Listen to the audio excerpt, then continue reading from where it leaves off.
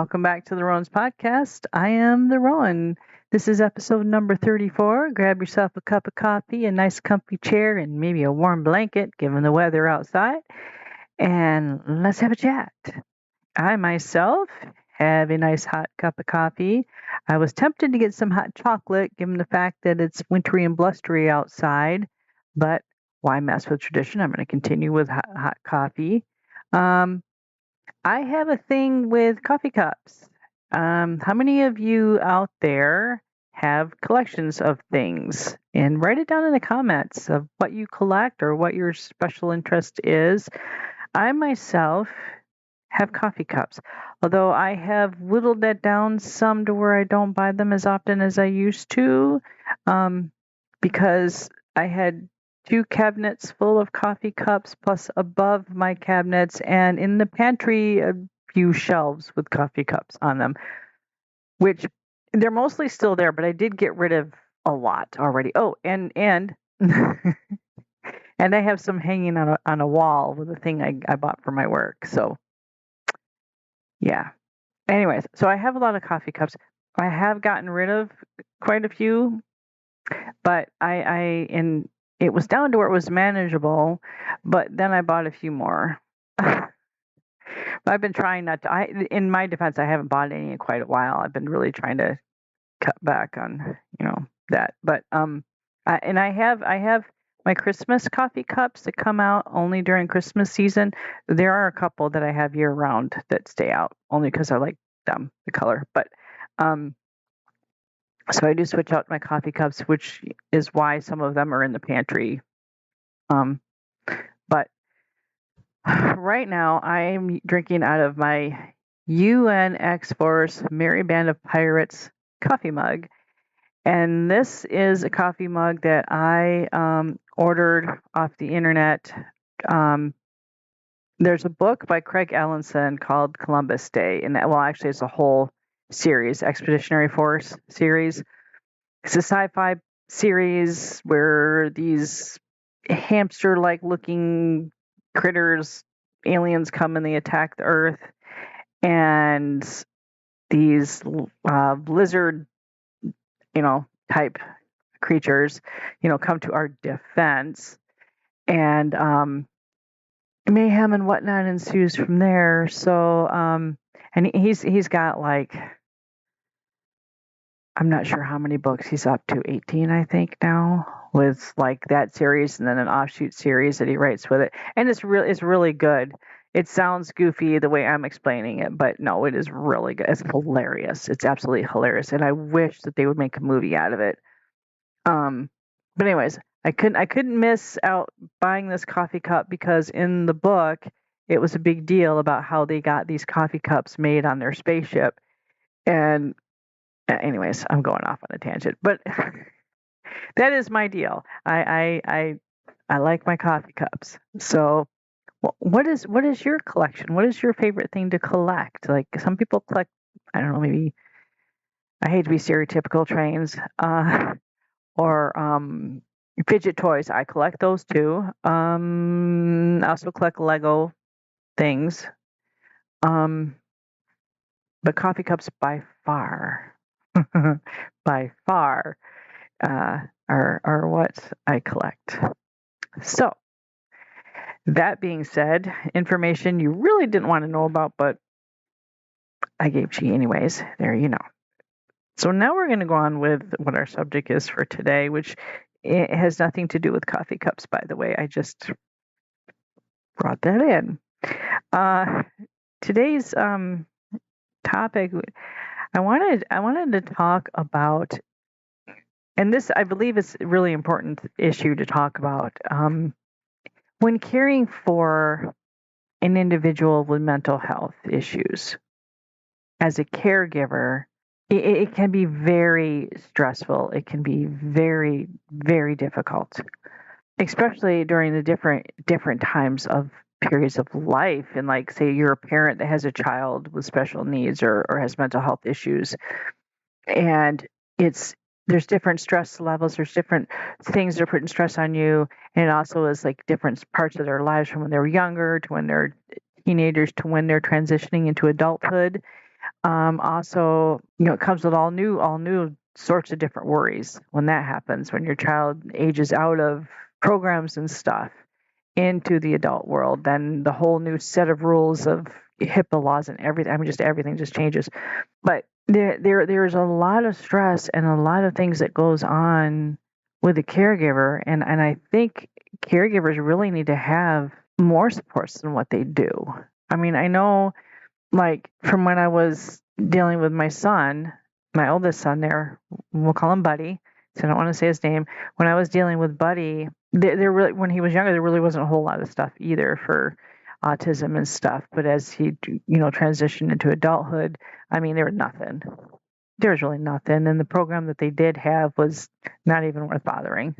But I know as time has passed over the years, there's been more this and more that. So, I mean, there has been a major improvement. But I wanted to talk about how being a caregiver, how it affects us. We'll get right into this. I found the Mental Health America website, and I was going through some of this and some of their facts and figures that they have. And I wanted to share these, and then we'll go on to some other information that I have about this. So this is Mental Health America. I can't find a date on this, but I will tell you what the title says: Recognize and support loved ones with mental health conditions. So some of these facts here, it says it's estimated that over 60 million adults, 23.4% in the United States, experienced a mental health condition in 2024. 14.6 million adults, 5.6% in the U.S., had a serious mental health condition that limited their ability to function. And it's explaining what mental health conditions are. It says that there are more than 200 clinically defined mental health conditions, including depression, anxiety disorders, attention deficit hyperactivity disorder, which is ADHD, which I myself wonder why it's still considered a mental health disorder. I mean, I know it's just a different brain wiring, but, I guess. The reason why I keep nattering on about it being a different brain wiring is it is. You can see the brain scans of a person with ADHD and a brain scan of a neurotypical person, and it has shown that, okay, like when a baby is born, and if they have a neurotypical brain, as they grow, like they're born with all these little pathways and all these little synapses, okay, but as they grow, the brain prunes off a lot of synapses and stuff that aren't being used or that's not going to be used because of the neurotypical brain. So it pares that all down. It's like pruning a rose bush, okay, for you gardeners out there. So you're pruning off all this stuff that you don't need, that you're not going to use. But an ADHD brain or a neurodivergent brain does not prune that off. All them extra synapses, all them extra whatever are still in the brain. And those don't get pruned. So we got all this wiring and stuff that are still firing in our brain. That is why, why we notice every sight, sound, smell. That's everything all at once. That's why our brain goes like it goes, like all, there's just so much happening in our brain. We haven't pruned that down. So it's not necessarily mental health, in my opinion, just my lowly opinion. Because of this fact, it is not a mental health disorder.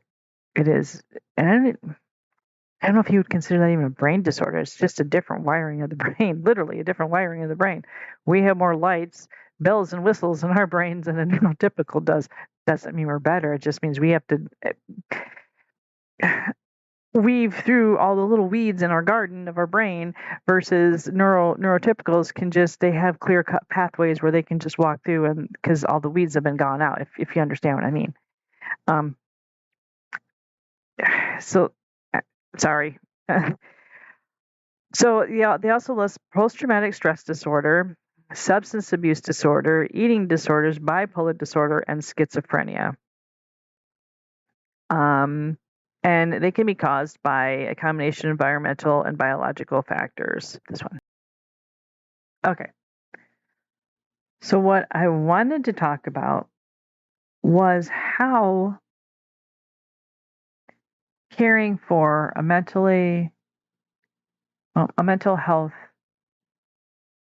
patient or person who has mental illness, how being a caregiver for someone in that situation, how it affects the caregiver.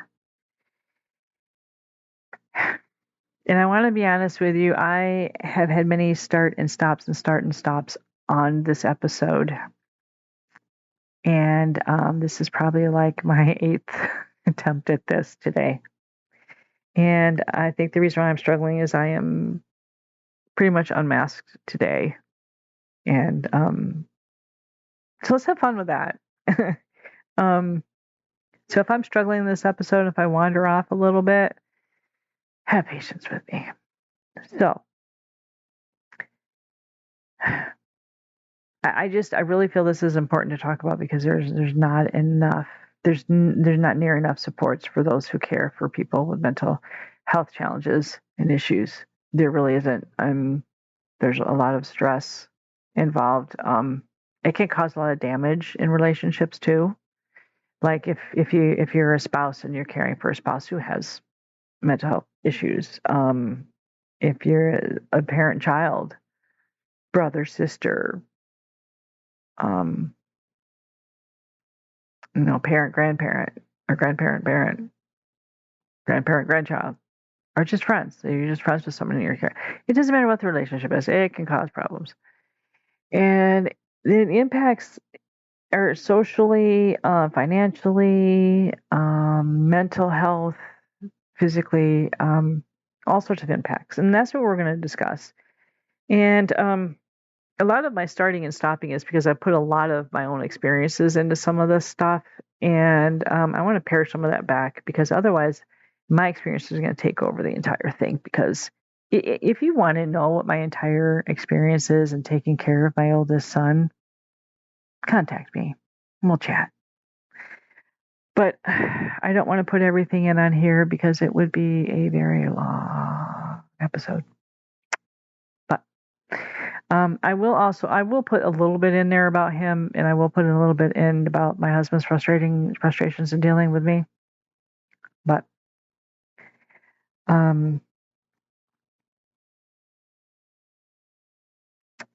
so here we go.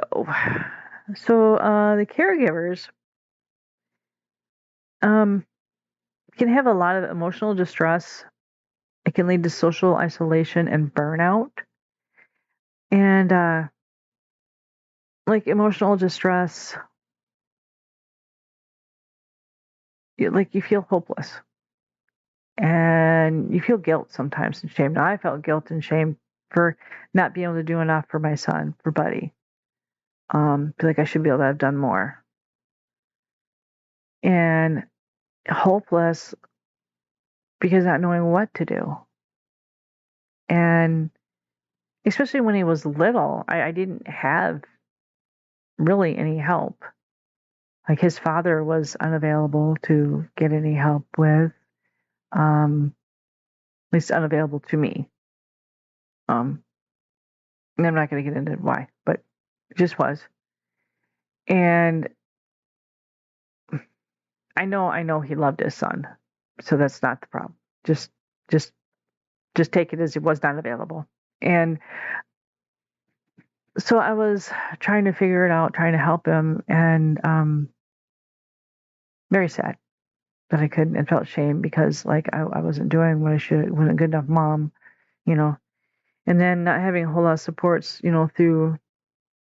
I did finally get some supports through the school, but through like professional supports for him, there was some, but it is very limited, and it got even worse when he became an adult.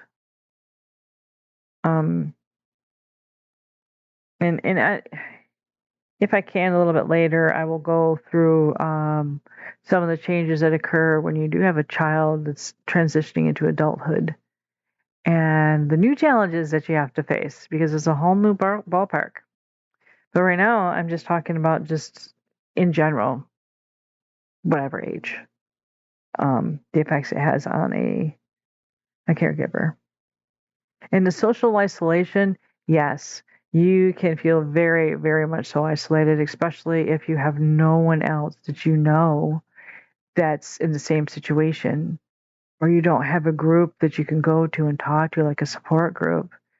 I mean, I wish there was. I did try to start one on Facebook years ago, a parents of children that have special needs Facebook support group. I think I managed to get like one member, I think. Maybe two. It didn't go anywhere.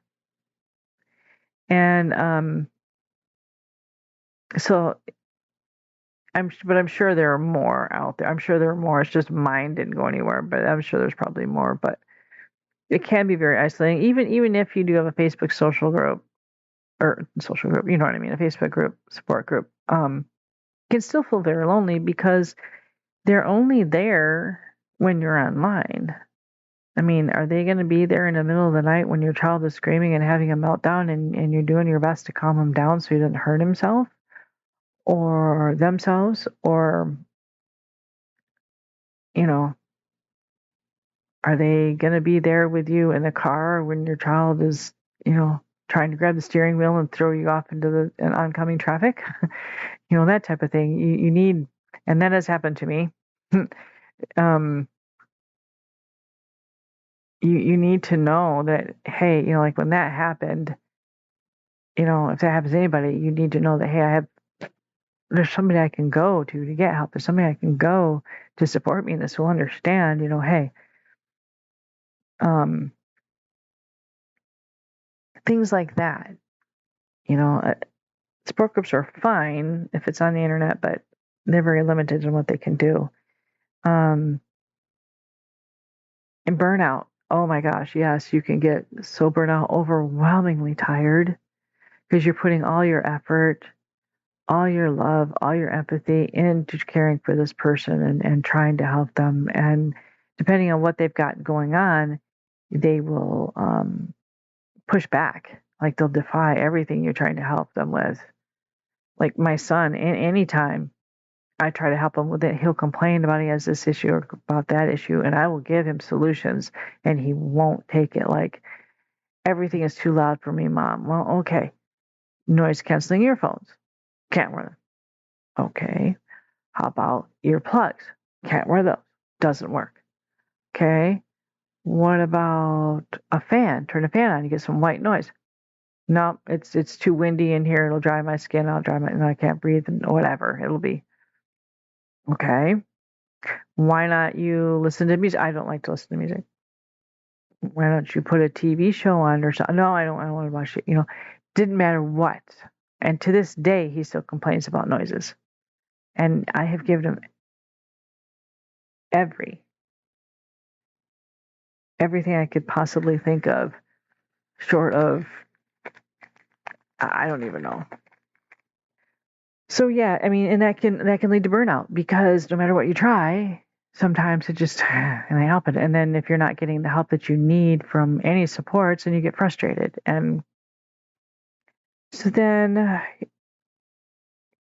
caregivers frequently experience anxiety and fear. I mean, yeah, your fear for your child, the person who you're caring for, your fear for yourself, because sometimes they can, sometimes depending on the issue, they may have violent outbursts. So you fear for your safety. Now, I myself, honestly, I have not made it a secret. I am afraid to be alone with my son.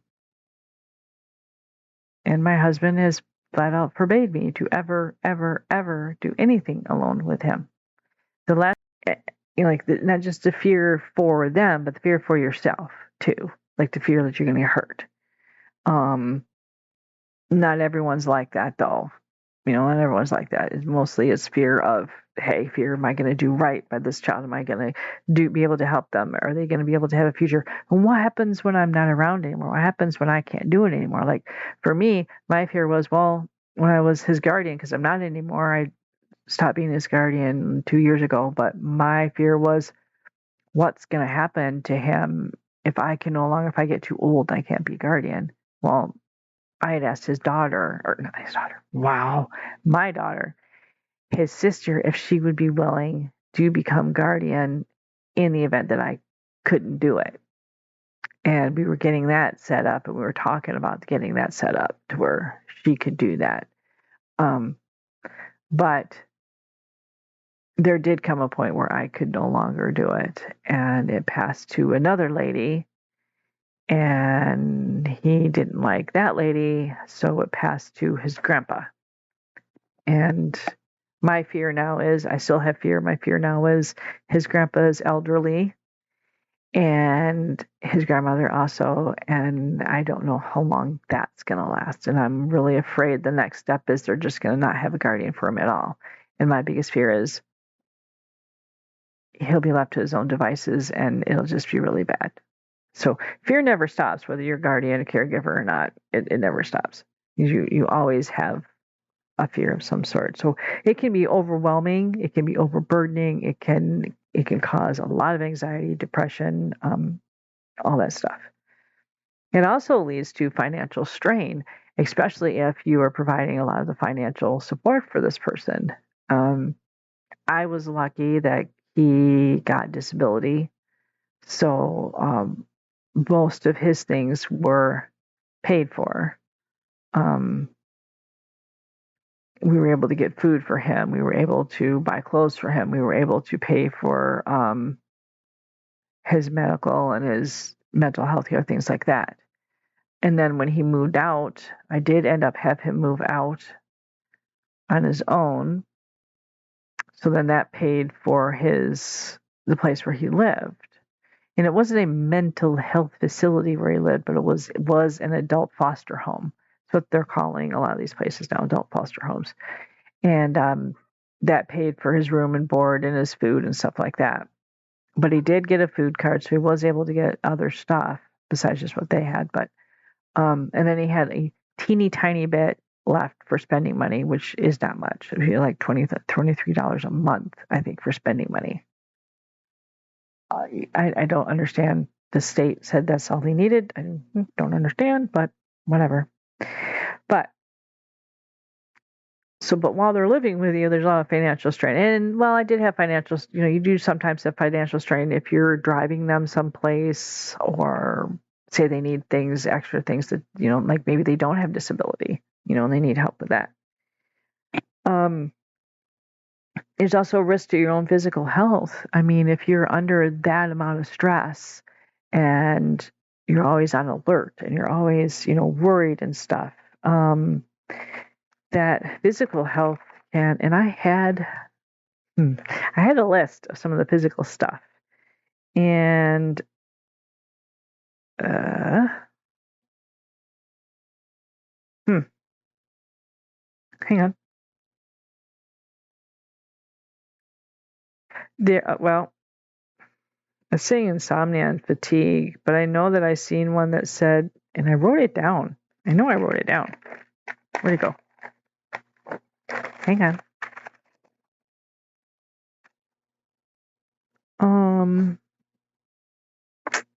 Increased risk of heart disease, headache, migraine, gastrointestinal issues, and suppresses your immune system. The stress, the stress can act as a catalyst that does these things. It can also affect cognitive function like concentration, memory, and being able to do daily tasks. It can disrupt your sleep. It can cause emotional exhaustion such as overwhelm, burnout, and increase hopelessness. And it can sleep disruptions, and I can't read my own writing, so I gotta find it. I took the note off. It says accelerate something, and I can't read my own writing. I am so sorry. Oh, accelerates mental health issues. Yeah.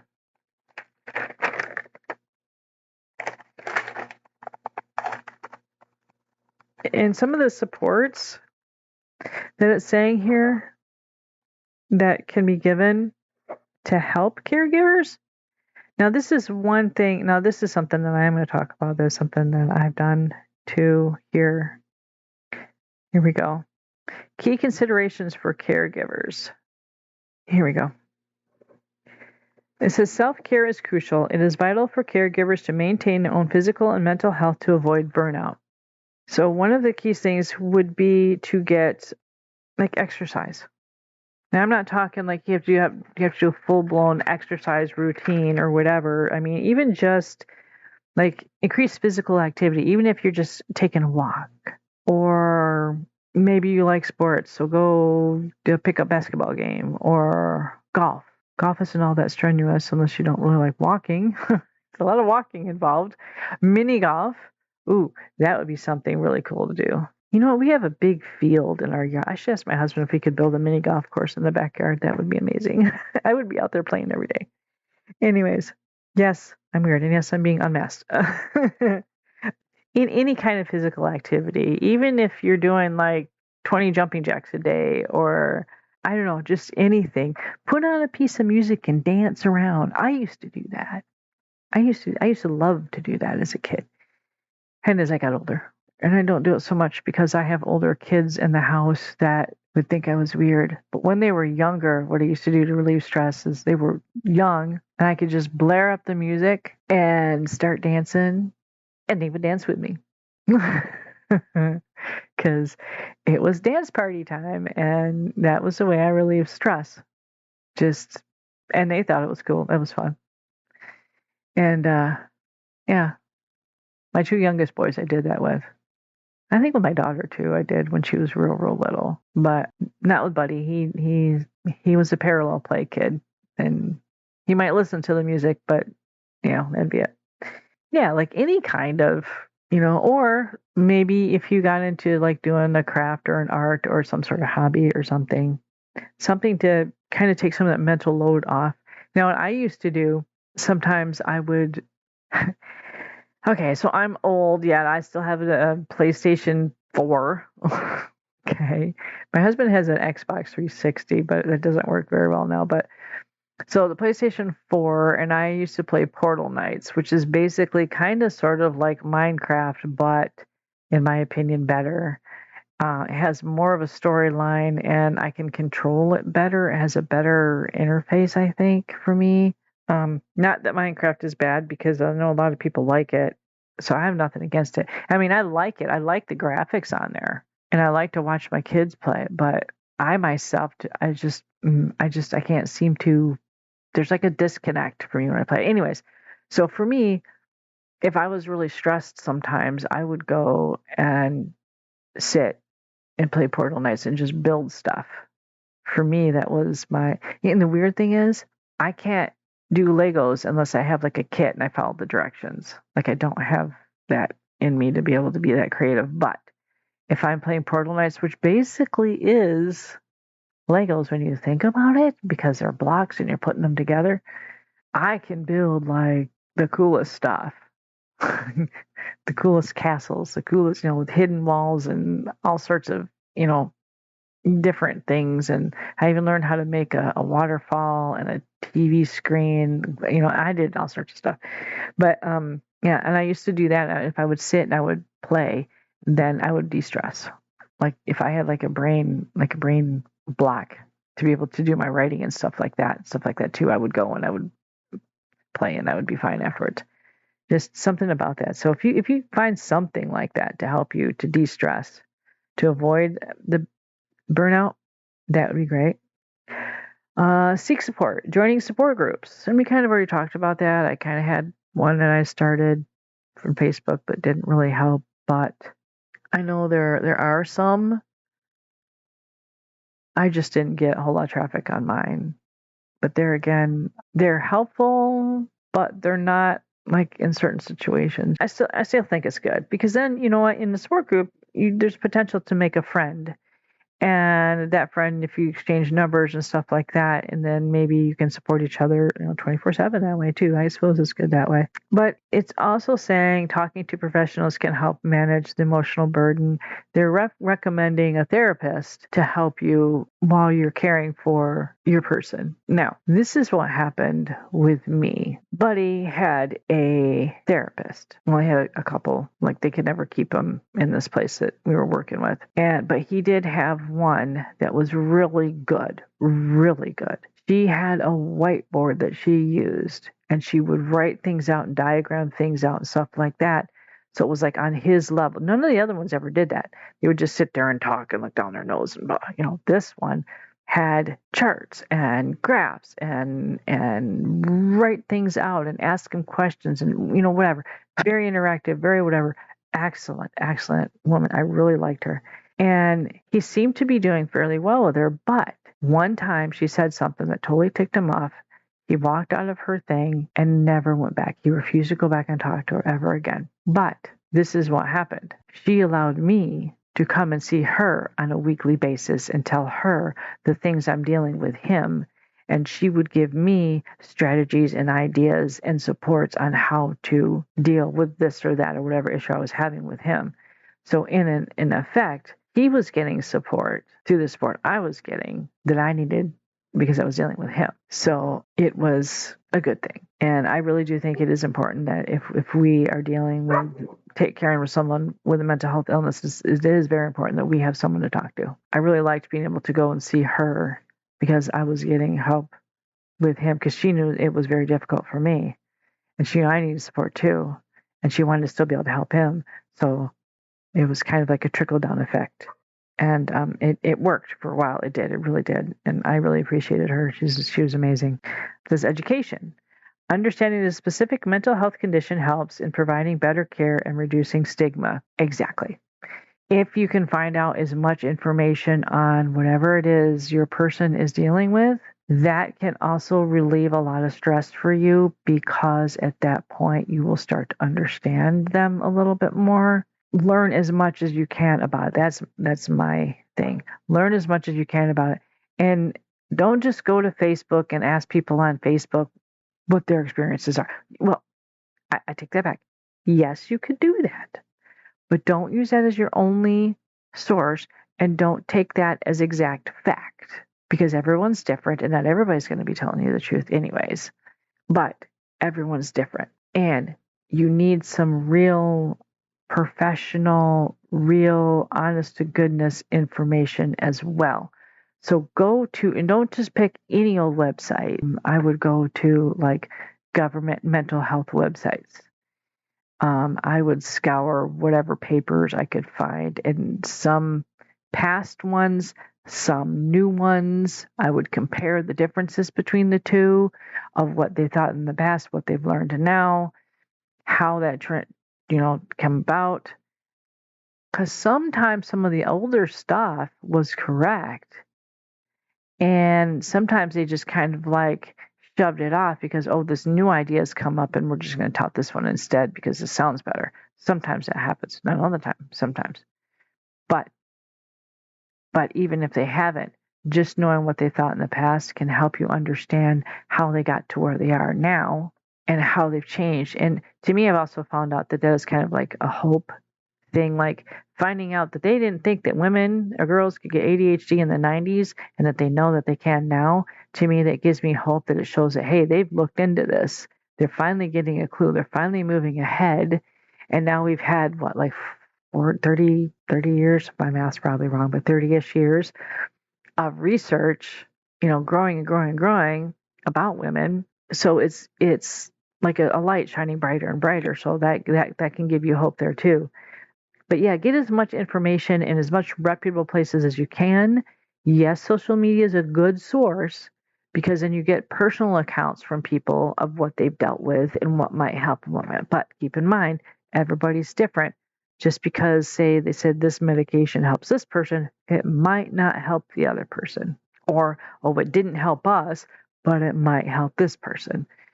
And one thing I do want to let caregivers understand, and those that they're dealing with, the people who they're taking care of, also need to understand this too. And this is a big one I've tried to teach my son. This is that when you're dealing with medications, particularly mental health medications, it is a process.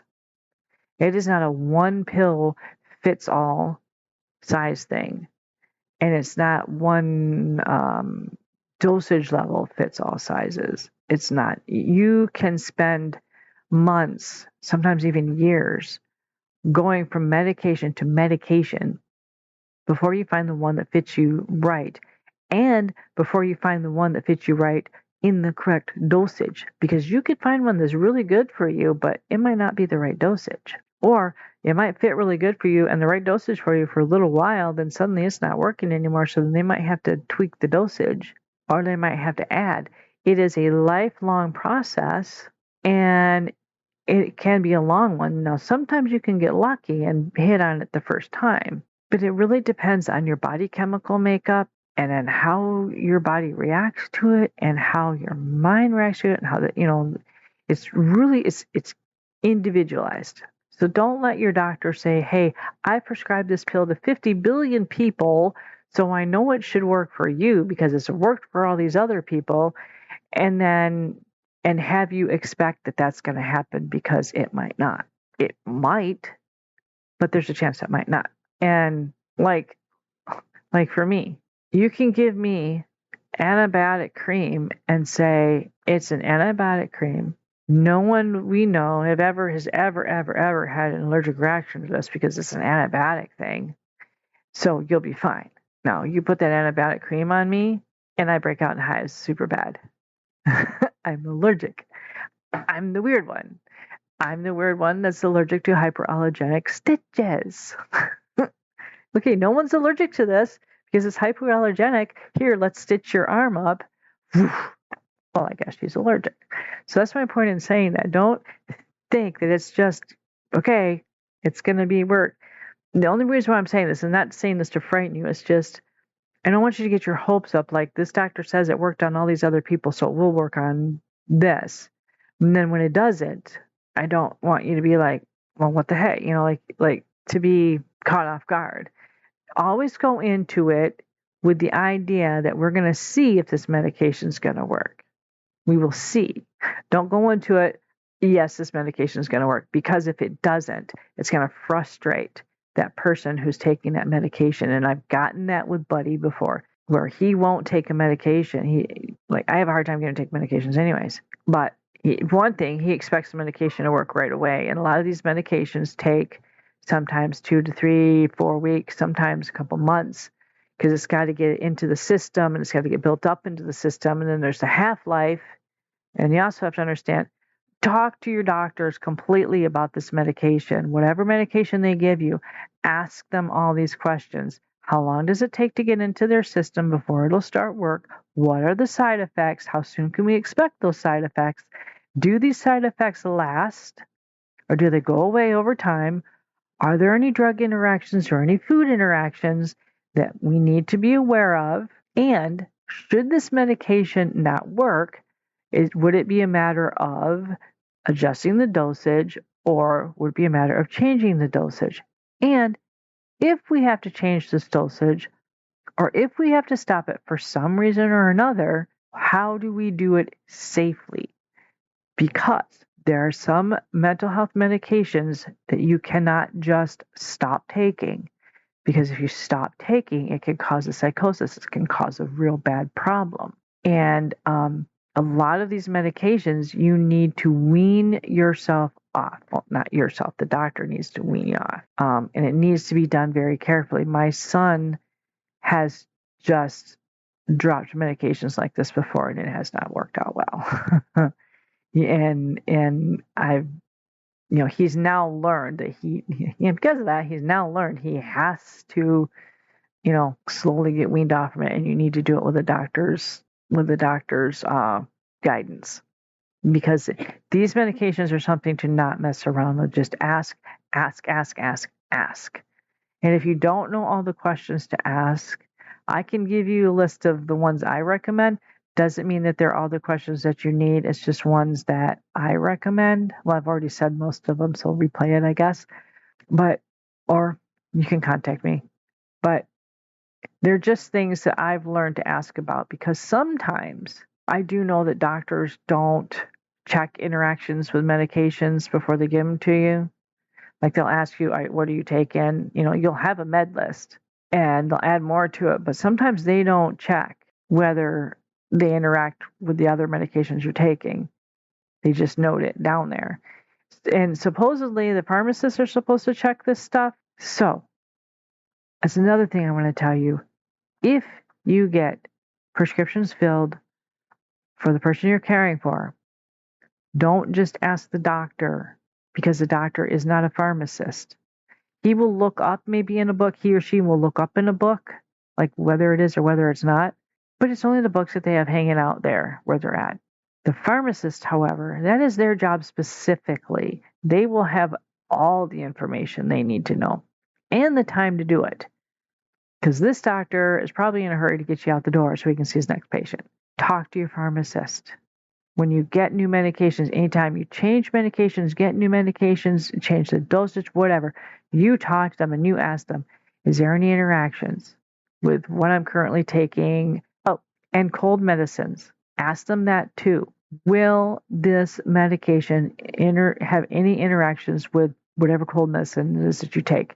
And ask them, if it does, ask them what is the right one to take. Because I've dealt with that before. I've had that problem before. Because it's something most people don't think of, and most doctors don't think of, and most pharmacists don't think of. Oh, hey, well, if this person gets sick, they're going to be taking this, and they're going to be taking that. Like NyQuil is a big no-no for me to take with my medications that I've got. Very bad no-no with very bad outcome. So I can't take NyQuil.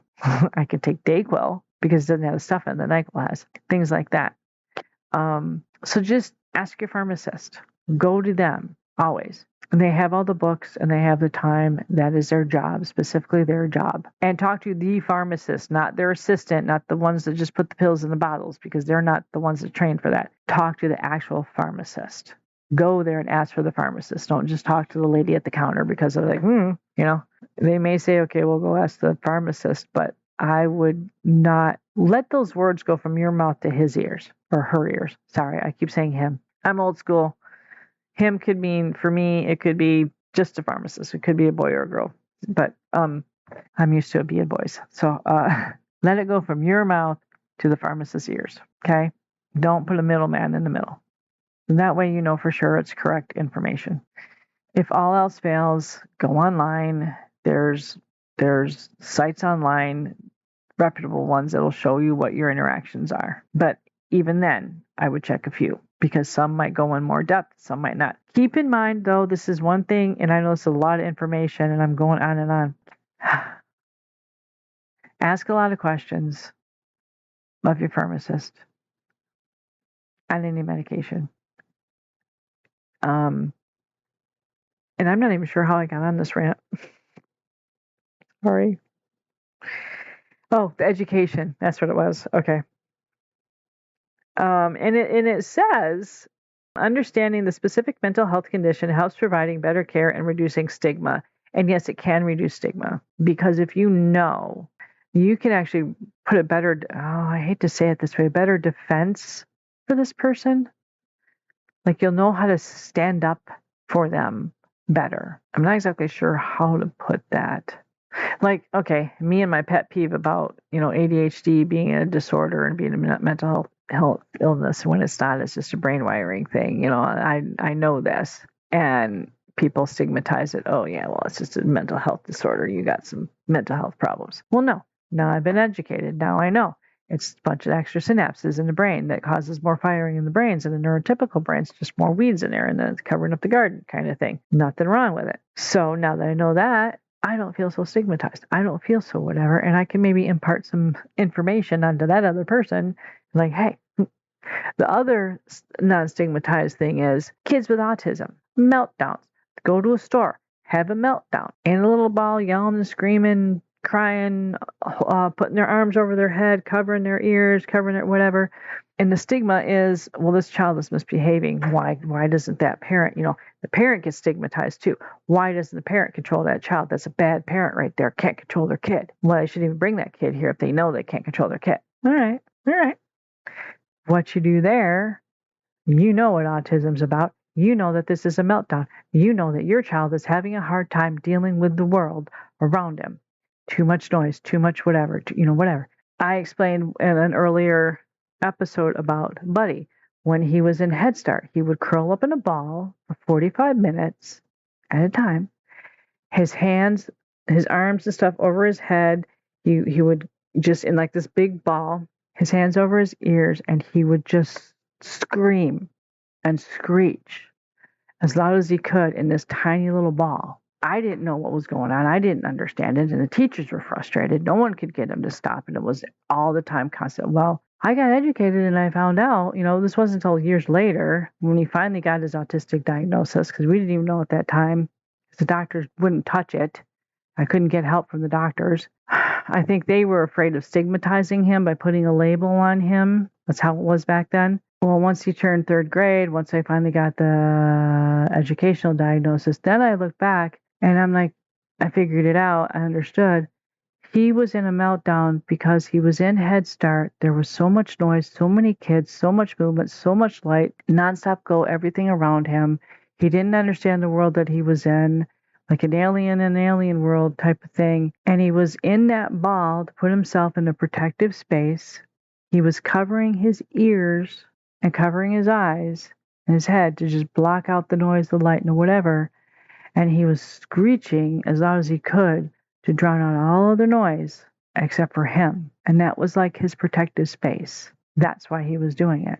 But to everyone else around, he was being a bad kid. He was throwing a temper tantrum. He was spoiled. He was whatever. He was uncontrollable. He was, had I known all this at that age, I could have said to them, hey, this is what's going on. He's having a meltdown.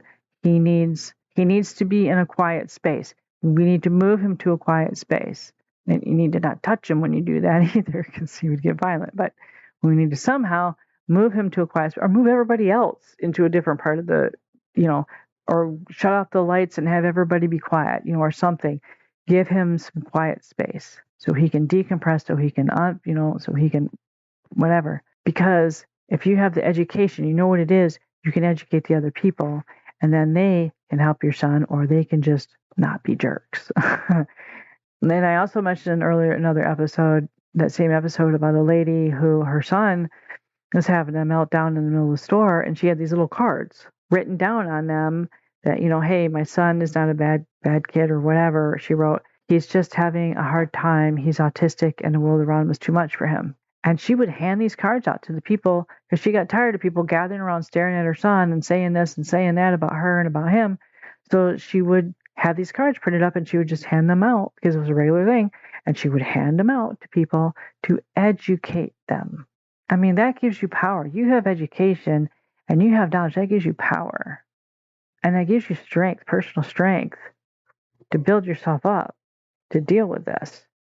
There was something else that I had wrote too. Oh, yeah. It is important to remember that support carers can become more resilient, and individuals with mental health issues can manage their symptoms effectively.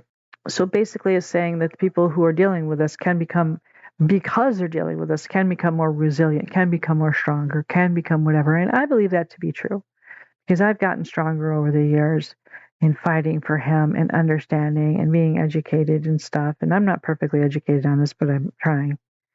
Oh, there is one thing that I do want to put in here too. It says establish boundaries. Setting limits on caregiving responsibilities can help maintain personal well-being. That is key. That is a big key here, because setting boundaries was a very difficult thing for me to do. Like when my son first came to live with me at 15, I doted all over him, because he was living with me, and I could finally had a chance to help him. I had finally had the chance to do for him what he needed, and I walked on eggshells for quite a bit. I doted on him. I probably started the whole thing off the wrong way, and I didn't set clear boundaries on things.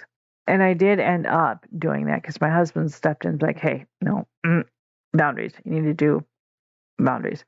So then when the boundaries come, then he kind of poked up against the boundaries all the time, pushing and pushing and pushing. A lot of times he would break through those boundaries, of what I could do for him or what I felt that he should do for himself, and what I was able to do for him. A lot of times I let those boundaries slip, and it became a habit until he turned probably about 20. And my husband put his foot down and said, that's it. You have got to put these boundaries.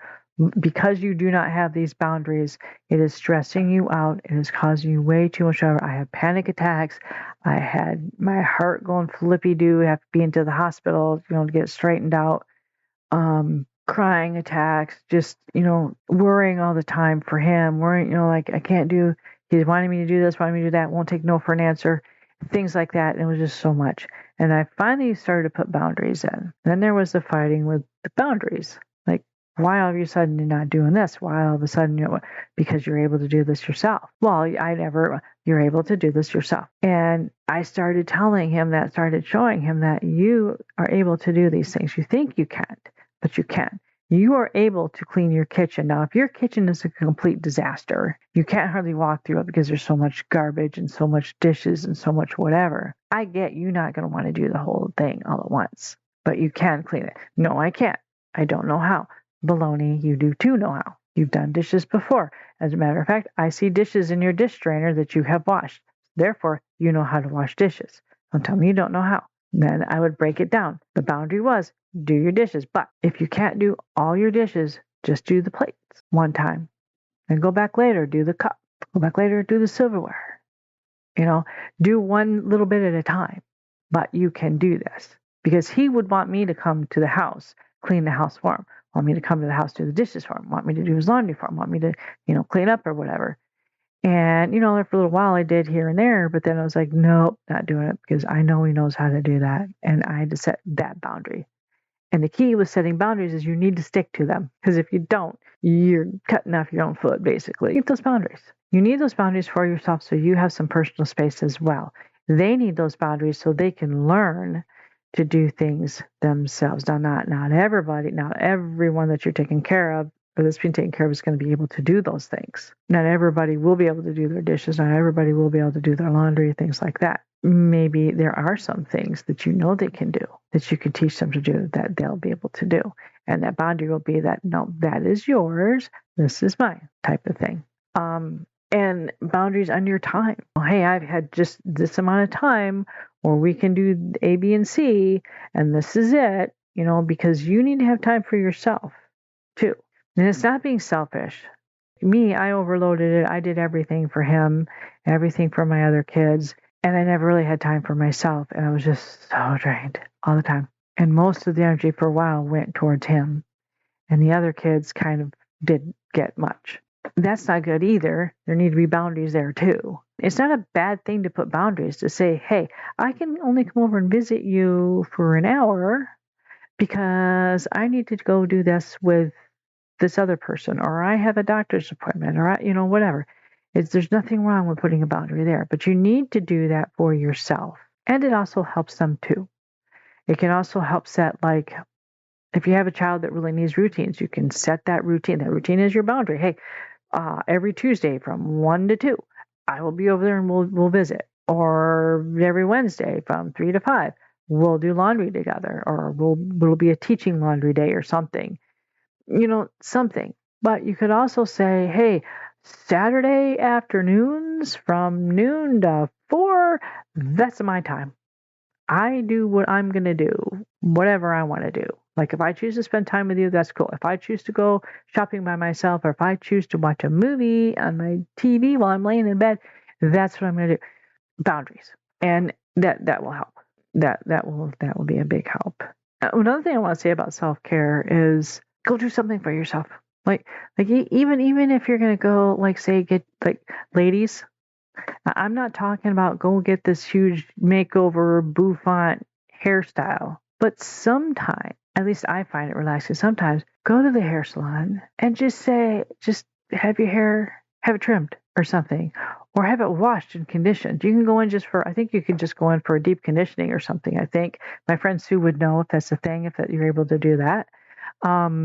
Drop me a line, Sue, if they do that anymore, where people can just go in and get their hair done and just conditioned. But anyways, it's just doing something for yourself, or go to your local restaurant, order a cup of coffee, sit in a booth with a book and read, or go grab yourself a cup of hot chocolate or some ice cream or something. And I know one thing I wanted to do this year that I haven't had a chance to go do is I wanted to go to our local ski hill and go sit by the fire and read a book and some hot chocolate.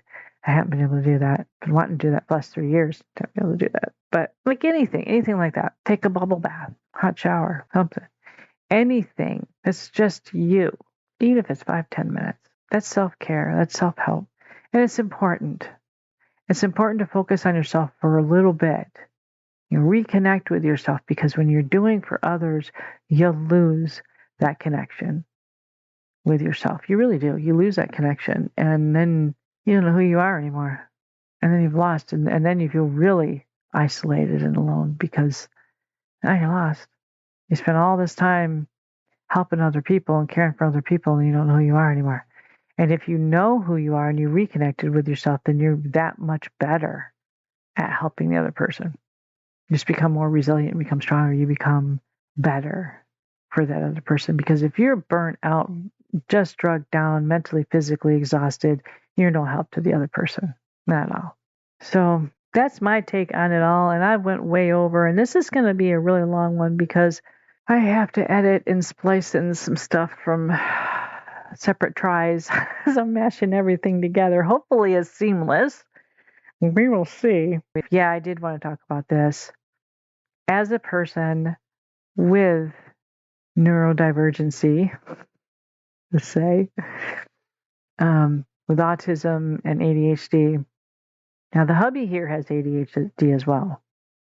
But like I've said before, he manages it very well. I have severe inattentive ADHD and autism spectrum disorder. So I present more of a challenge to him than he does to me. And I will tell you from his point of view, from what I understand his point of view, is it is very difficult to deal with me. That is because I forget things a lot. I don't hear half the things he tells me because my brain just doesn't pick it up. And I don't remember things I've said or done sometimes. There's whole blocks of areas I don't remember because my brain isn't, catching it in. And yet there are times where I will remember things crystal clear down to the minutest detail. And it's really weird. I can't predict when it does that, but it does. And then my odd quirkiness and the way that I think, which is totally different than most people, it's very difficult for him. See my episode. I have him on there. And you'll find out a little bit more. It is difficult for him. One thing I want to say about that is if you're dealing with someone and it is very difficult for you to complain about it to them, it can be hard on that person because they can feel like they're a burden. They can feel like they can never do anything right. They can feel like, I don't know, like they're not good enough. And it causes a lot of stress on them too. So if you're having relationship struggles, taking care of your loved one or the person you're taking care of, be kind as best as you can. And I know I try my husband's patience, and I know that I snap very easily. I do crab very easily because I tend to misunderstand things. I take things too literally, so I misunderstand a lot. But kindness is key. And I know it's very hard to be kind all the time, especially when the person's being crabby. But they don't mean to do it on purpose. They're not like, I'm just going to be a jerk. I'm just going to be crabby and be, whatever. It's just what happens. Just know that that person that you're caring for is stressing too. And they're worried about their relationship with you as well, just as much as you're worried about them and their relationship with you, or your relationship with them, if you get what I mean. Both sides are worried about it on both sides. And there needs to be kindness and compassion on both sides. Some people that you might be dealing with may not be able to have that reciprocity. I can't even say that word right. Where they understand that their actions hurt you, but they do understand that your actions hurt them. My son is like that. He doesn't understand that his actions can hurt me, but yet he knows my actions can hurt him. He doesn't understand that. It goes both ways. So some people don't understand that. Be aware of that and gently and politely explain it to them in ways that they can understand. Be like, look, you know how when I said A, B, and C, how it hurt your feelings? Well, that happens for me too. Like I get my feelings hurt too when you say A, B, and C, or you do A, B, and C. You know, that I feel that way too. You know, connect on that level. And that really does help.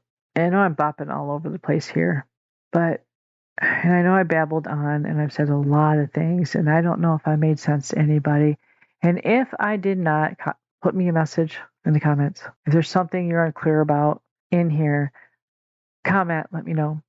If there's information in here that you want me to improve on or change or want more about, pop me a comment. I will answer anybody who messages me, so long as it's polite. I will answer everyone. And yes, I am kind of saying this because I do want comments.